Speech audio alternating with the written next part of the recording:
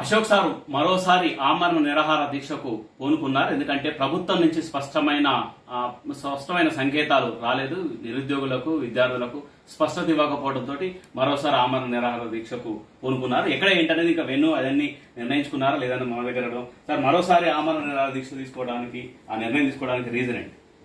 ఇప్పుడు మోతిలాల్ అనే వ్యక్తి ఉస్మానియా విద్యార్థి 9 రోజుల పాటు ఆమరణ నిరాహార చేసిన ఈ ప్రభుత్వానికి, దున్నపోతు ప్రభుత్వానికి మెలక కూడా రాలేదు.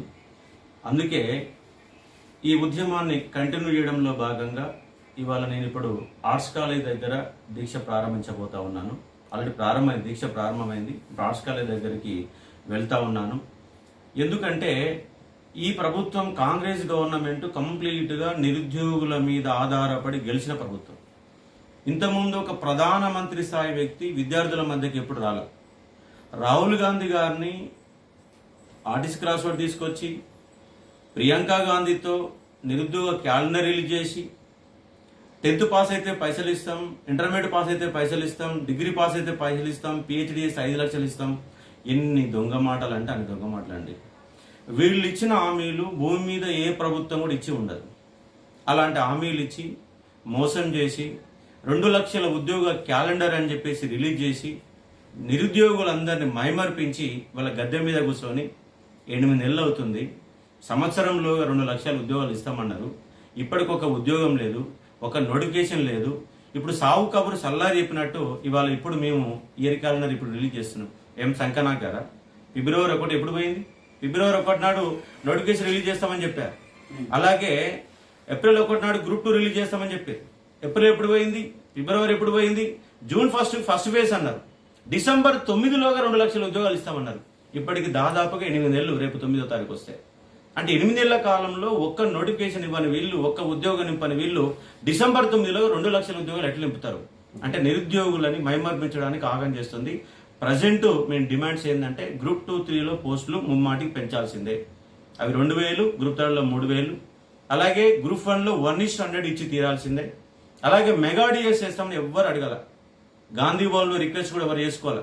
కానీ వాళ్ళ 25,000 ఉద్యోగాల మెగా డిఎస్ అని మీరే రాసుకొని చివరికి ముష్టి 4,500 ఉద్యోగాలు పెంచి వాళ్ళ నిరుద్యోగుల జీవితాలు ఆడుకుంటున్నారు. టెట్ డిఎస్ అప్పుడు వేయకుండా మళ్ళీ లేట్ చేసి మళ్ళొకసారి టెట్ వేసి టైం ఇవ్వకుండా ఆగమామ ఎగ్జాములు పెట్టి వాళ్ళ మీద మానసిక ఒత్తిడిని గురి చేస్తూ ఉన్నారు. గతంలో కూడా మీరు ఆమరణ నిరాహార దీక్ష చేశారు. అదే అంశంతో ఈ మరోసారి ఆమరణ నిరాహార దీక్ష ఒప్పుకున్నారు. ఈసారి ఎలా ఉండబోతుంది? స్ట్రాటజీ కావచ్చు, విద్యార్థులకు మీరు ఇచ్చే. పోయినసారి బల్మూర్ వెంకట అనే వ్యక్తి నా దీక్షని ముమ్మాటికి డిస్టర్బ్ చేశాడు. గంటకు స్టూడెంట్స్ పంపిస్తూ చర్చలు అంటూ అదంటూ ఇదంటూ ఇందిరా పార్క్ కాడ పర్మిషన్ రాకుండా నాతోనేమో పర్మిషన్ ఇచ్చినట్టుగా మాట్లాడి మళ్ళీ పోలీసులకు ఫోన్ చేసి పర్మిషన్ ఇవ్వకుండా ఆపడం, దీక్షని భగ్నం చేయడం, నీకు నాకు సంబంధం తెగిపోద్దని బెదిరించడం, బ్లాక్మెయిల్ చేయడం ఎన్నో చేశాడు. చేసి చివరికి నా దీక్షని భగ్నం చేయించిన వ్యక్తి బల్మూర్ వెంకట్. నిన్న కూడా మోతిలాల్ దీక్షను భగ్నం చేయడానికి ప్రయత్నం చేశారు. కానీ చివరికి అతని ఆరోగ్యం సహకరించక ఇవాళ 9 రోజుల పాటు చేసి దీక్ష విరమించాడు. ఈసారి నా ప్రాణాలు పనంగా పెట్టాలని డిసైడ్ చేశాను. కాబట్టి నా దీక్ష విరమించే ప్రసక్తి లేదు. ఎవరు ఎన్ని చెప్పినా ఏం చెప్పినా ఈ సమస్య పరిష్కారం అయ్యే వరకు ఈ ఉద్యమం ఆగదు.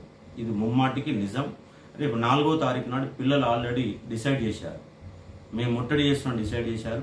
వాళ్ళ ముట్టడికి నా సంపూర్ణ మద్దతు ప్రకటిస్తా ఉన్నాను. కాబట్టి ఈ ముట్టడిని శాంతియుతంగా, ప్రశాంతంగా ప్రతి నిరుద్యోగి, టీఎస్పీసీ ముట్టడి కాబట్టి డిఎస్సీ వాళ్ళ సంబంధం లేదన్నట్టుగా ఉండకండి. ఎందుకంటే మీకు కూడా పోస్టులు పెరగాలి, టైం కావాలా. గ్రూప్ 2, 3 పోస్టులు పెరగాలి అనే ఒక డిమాండ్లు బలంగా కొనసాగుతూ ఉన్నాయి. ఇక్కడ 1:100 వాళ్ళు కూడా ఇవాళ రావాలా.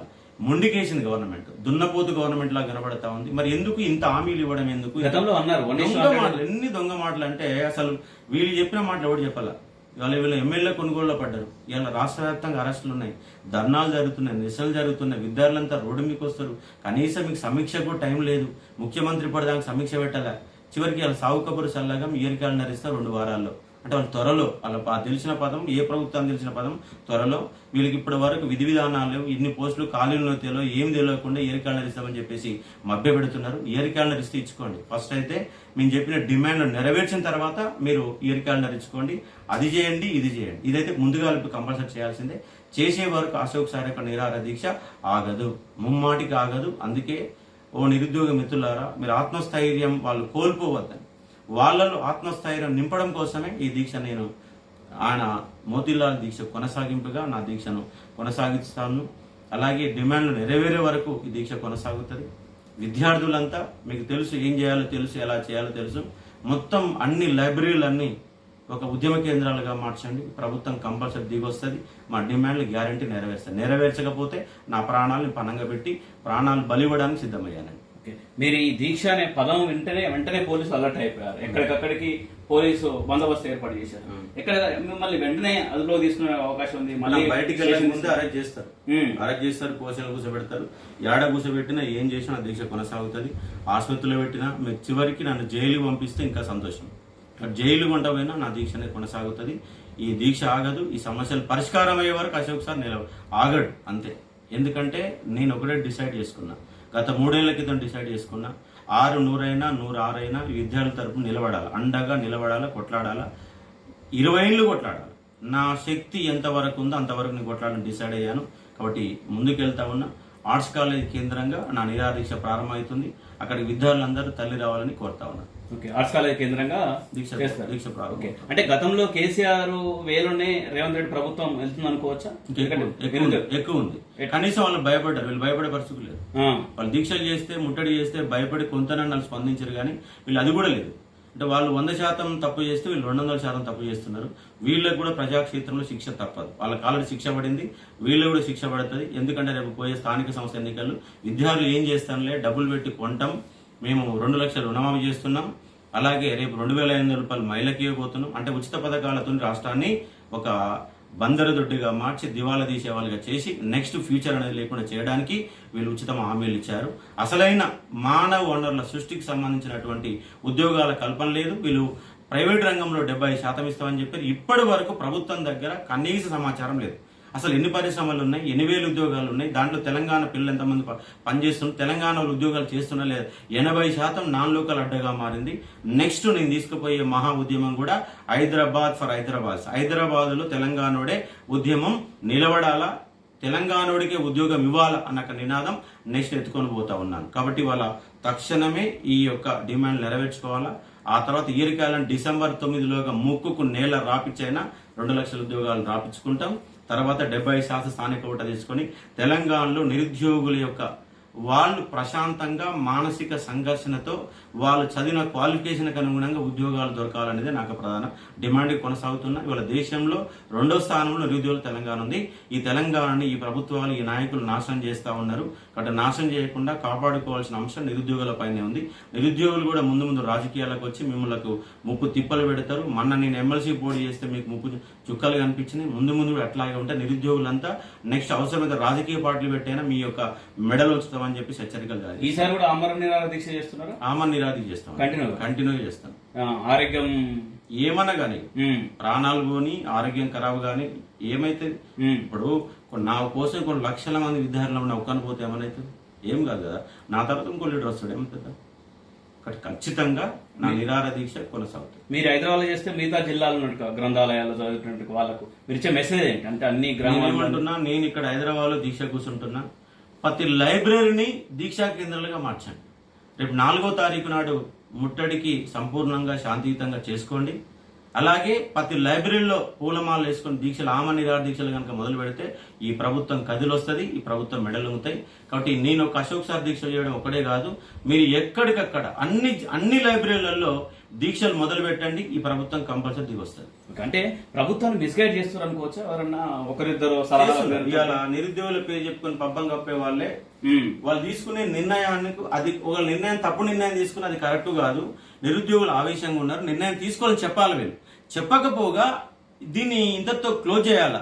వీళ్ళు మమ్మల్ని వెంటబడుతున్నారు. ఎందుకంటే నిన్న బల్మూరు వెంకట్కి గాంధీ భవన్కి వస్తే ఎలాంటి అనుభవం ఎదురని తెలుసు. కాబట్టి ఇట్లనే చేస్తే మాత్రం బల్మూరు వెంకట్ ఒక్కటికే కాదు, అందరికి ఎదురవుతుంది. జాగ్రత్తగా ఉండండి. నిరుద్యోగుల సమస్యలు పట్టించుకోండి, లేకపోతే పరిస్థితులు వేరేగా మారుతాయి. అది మీ ఇష్టం, తర్వాత మీకే వదిలేస్తున్నాం. కాబట్టి ప్రతి లైబ్రరీ ఆమరణ నిరాహార దీక్ష కేంద్రాలుగా మార్చండి. ఏ ప్రభుత్వాలు అడ్డొస్తే చూద్దాం. ఓకే. అంటే కొంతమంది కాంగ్రెస్ నేతలు ఏమంటున్నారంటే మొన్నటి వరకు ఎన్నికలే జరిగినాయి కదా, లోక్సభ ఎన్నికలు, ఎప్పుడు చేయకపోయినా నెక్స్ట్ స్థానిక సంస్థలు ఎన్నికలు వస్తాయి కదా. మరి డిసెంబర్ 7 నాడు ప్రభుత్వం వస్తే ఫిబ్రవరి 1 నాడు ఏ సోయి లేకుండా మీకు ఖాళీ తెలియకుండా విషయాలు తెలియకుండా ఎట్లయినా హామీలు ఇచ్చారు. ఇయర్కాలను ఎట్లా రూపొందించారు? సోయి లేకుండా చేసి కనీసం ఇప్పటిదాకా వాళ్ళ ఎన్నికలు వస్తాయని తెలుసు కూడా, ఎన్నికలు వస్తాయని తెలిసి కూడా తెలియదా? నెక్స్ట్ పార్లమెంట్ ఎన్నికలు వస్తాయని తెలియదా? ఎన్నికలు వస్తాయని తెలిసి అన్ని తెలుసు. లేనిది అధికారంలోకి రావడమే లక్ష్యం. దానికోసం ఎన్ని రకాల హామీలు అన్ని రకాల హామీలు రాష్ట్రాన్ని వీళ్ళు నిండా ముండమవుతారు, గ్యారంటీగా ముండమవుతారు. ఎందుకంటే ఉచిత హామీలు ఇచ్చి ఉన్నక డబ్బులన్నీ అటు దగలబెట్టి మానవ వనరుల సృష్టి లేకుండా, విద్యా వ్యవస్థను బాగు చేయకుండా, గవర్నమెంట్ స్కూల్స్ బాగు చేయకుండా, ప్రైవేటు స్కూళ్లకు కళ్ళెం వేయకుండా ఈ విద్యా వ్యవస్థ సర్వనాశనం చేయడం కోసం ఈ ప్రభుత్వాలు ఏర్పడుతున్నాయి. ఇక్కడ తెలంగాణ మిగులు నిధులతో ఉన్న తెలంగాణ రాష్ట్రాన్ని వీళ్ళు అప్పుల ఊపిలోకి కూరుకుపోయారు. గత గవర్నమెంట్ 7 లక్షల కోట్లు అప్లై చేసింది, వీళ్ళు 2 లక్షల కోట్లు అప్లై చేస్తారో తెలియదు. వీళ్ళు ప్రభుత్వం నడపడం రావడం. నిరుద్యోగుల సమస్యలు ఎంత తీర్చిన ఉద్యోగాల అన్ని కలిపిన గ్రూప్ 2లో ఒక 500, 600, గ్రూప్ 3లో 1000, 1500 పోస్టులు అడుగుతున్నాం. నేను 5000 అంటున్నాం. 5000 కాకపోయినా సగం ఒక 3000 అడిగినప్పుడు కనీసంగా మీరు ఒక 1500 పోస్టులను పెంచాలి కదా.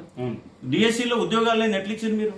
25,000 ఉద్యోగాలు ఎట్లా ఇచ్చారు? వాళ్ళు అప్పుడు ఇచ్చారు కదా, ప్రమోషన్లు ఇచ్చారు కదా. ప్రమోషన్లు ఇచ్చారు కాబట్టి మళ్ళీ ఒకసారి ఎగ్జామ్ రాయడం ఎందుకు? ఆల్రెడీ 4 లక్షల మంది అప్లై చేశారు కదా. 4 లక్షల మంది అప్లై చేసినప్పుడు మళ్ళీ అప్లై చేయాలి. ఇంకా అప్లై చేసినోడికి ఈ ఫస్ట్ ఇచ్చినాక తర్వాత అప్లై చేసిన తర్వాత ఇస్తావు. నువ్వు అప్లై చేసిన పక్కన పెట్టిన తర్వాత ఇయర్ క్యాలెండర్ ఇస్తాను ఎక్కడిది? ఆల్రెడీ ఇప్పుడు నీకు డిఎస్సీలో 11,000 లేరు. 11,000 అభ్యర్థులు లేరా? 11,000 అభ్యర్థులు లేకపోతే నువ్వు నోటిఫికేషన్ ఇచ్చుకోవాలి. ఆల్రెడీ 4 లక్షల మంది అప్లికేషన్లు ఉన్నాక నువ్వు మళ్ళీ ఇయర్ క్యాలెండర్ అయిపోతే మళ్ళీ నాటకాలు ఆడేందుకు ఉన్నోళ్ళకి ఇరా ఫస్ట్. ఉన్నోళ్ళకి ఇవ్వకుండా మళ్ళీ తర్వాత వాళ్ళకి ఇస్తామని చెప్పేసి లెక్కలు చెప్పడం ఎక్కడిది? ఇక్కడ మెగా డిఎస్సీ ముమ్మాటికి 25,000 ఇవ్వాలి. వాళ్ళు చదువుకోవడానికి టైం ఇవ్వాలి. గురుకుల పరిస్థితి కూడా అంతే. గురుకులాలు వాళ్ళ రోడ్డు మీద బిచ్చం ఎత్తుకుంటారు. వాళ్ళు ముఖ్యమంత్రి ఇంటి కాడ పోయి బిచ్చం ఎత్తుకుంటారు. వాళ్ళ 9,210 ఉద్యోగాలు నింపరాని శాతగాని గవర్నమెంట్ నింపడం కూడా శాత కావట్లేదు వీళ్ళకు. జీవో నెంబర్ 40 గత ప్రభుత్వం తీసుకొచ్చారు, మీరే చెప్పారు.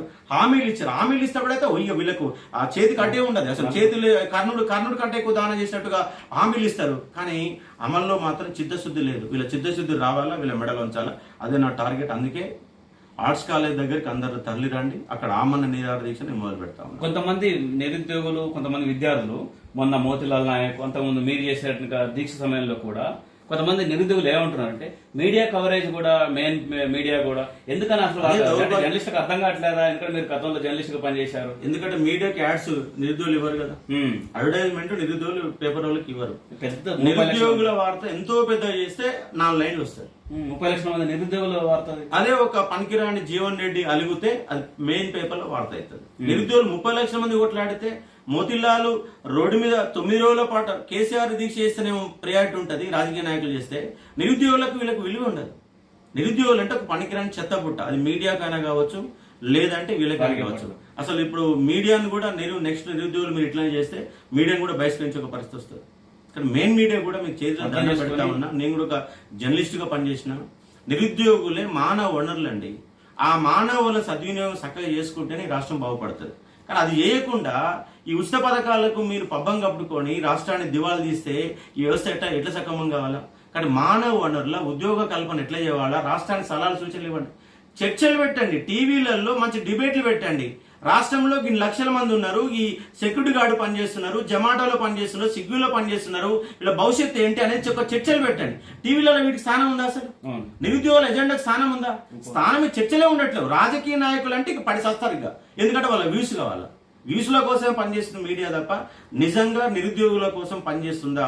ఒక్కసారి మీరు ప్రశ్న చేసుకోండి. ఎందుకంటే ఇది మానవ వనరుల అభివృద్ధి అండి. 30 లక్షల మంది నిరుద్యోగులు ఈ పుస్తకాలు పట్టుకొని గంటల కొద్ది చదివి ఆగమాగం అయిపోతా ఉన్నారు. కాబట్టి వీళ్ళకి మానవ వనరుల అభివృద్ధి జరగాల, ప్రైవేట్ రంగాల ఉద్యోగాల కల్పన జరగాల, తెలంగాణ బిడ్డకి ఏం జరుగుతుందని చెప్పాలి. ఇంకోటి ఏంటంటే సీమాంధ్ర మీడియా కూడా టోటల్గా ఆంధ్ర వాళ్ళ గుప్పెట్లో ఉండడం, తెలంగాణ వాళ్ళని ఒక అవమానకరంగా చూసే ప్రయత్నం చేయడం, ఇప్పటి కూడా నిరుద్యోగులు ఉద్యమాలు చేస్తారని చెప్పేసి వాళ్ళని పక్కన పెట్టే ఒక ప్రయత్నం జరగడం, ఇవన్నీ కూడా జరుగుతూ ఉంది. కానీ మీడియా కూడా చేతులు దండం పెడతా ఉన్నా.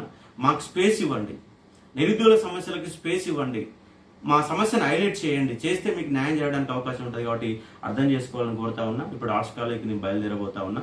అందరూ అక్కడికి ఆర్ట్స్ కాలేజ్ దగ్గరికి వచ్చి ఒక ప్రయత్నం చేయాలని రిక్వెస్ట్ చేస్తా ఉన్నా. ఓకే, దాంతోపాటు మిగతా విద్యార్థి సంఘాలకు ఏం మెసేజ్ ఇస్తారు? ఎందుకంటే ఇటు వామపక్ష విద్యార్థి సంఘాలు కావచ్చు, ఏవీపీ కావచ్చు, వీటన్నిటికీ ఏం మెసేజ్ ఇస్తారు? వాళ్ళు కూడా నిరుద్యోగుల విషయంలో పోరాటం చేస్తామని పిలుపునిచ్చారు. వాళ్ళని కూడా ఏమంటున్నంటే బీజేవీఎం కానీ, ఏబీపీ కానీ, ప్లస్ ఆర్ఎస్ ప్రవీణ్ గారు కానీ, రాజకీయ పార్టీలు బీజేపీ కానీ, టీఆర్ఎస్ కానీ, ఎస్ఎఫ్ఐ కానీ, డివైఎఫ్ఐ కానీ, అలాగే ప్రతి ఒక్కరు కూడా మద్దతుగా రండి. విద్యార్థి సమైక్య రాజారాం యాదవ్ గారు కానీ, సంజీవ్ గారు కానీ, మహేందర్ గారు, మహేష్ గారు, విజయ్ మహేందర్ గారు, మహేష్ గారు అందరూ కదలండి. మొత్తం కదులుతే వ్యవస్థ మొత్తం కదిలితే ప్రభుత్వం మెడలొంగుతాయి, కంపల్సరీ దిగొస్తుందని స్పష్టంగా చెప్తా ఉన్నా. అందరి విద్యార్థులు కలిసి రండి.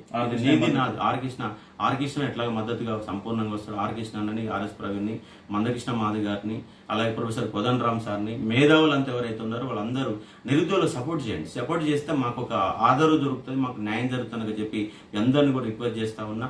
ఈ దీక్షకు మద్దతుగా నిలబడండి, విద్యార్థులకు మద్దతు నిలబడి, నా దీక్ష మద్దతు నిలబడిపోయిన విద్యార్థులకు మద్దతు నిలబడి, ఈ సమస్య పరిష్కారం అయ్యే వరకు మీ మద్దతు మాకు ఉంటుందని స్పష్టంగా చెప్పదలుచుకున్నాను. రైట్ అంటే ఇది అశోక్ సార్ ప్రతిపక్ష నేతలకు, దాంతోపాటు విద్యార్థి సంఘాలకు చేతులెత్తి దండం పెడుతున్నారు. ముఖ్యంగా మీడియాకు కూడా చేతులెత్తి నమస్కరిస్తున్నారు. ఎందుకంటే ఈ సమస్యని పరిష్కరించేందుకు ప్రతి ఒక్కరు కూడా ముందుకు రావాల్సిన అవసరం ఉంది.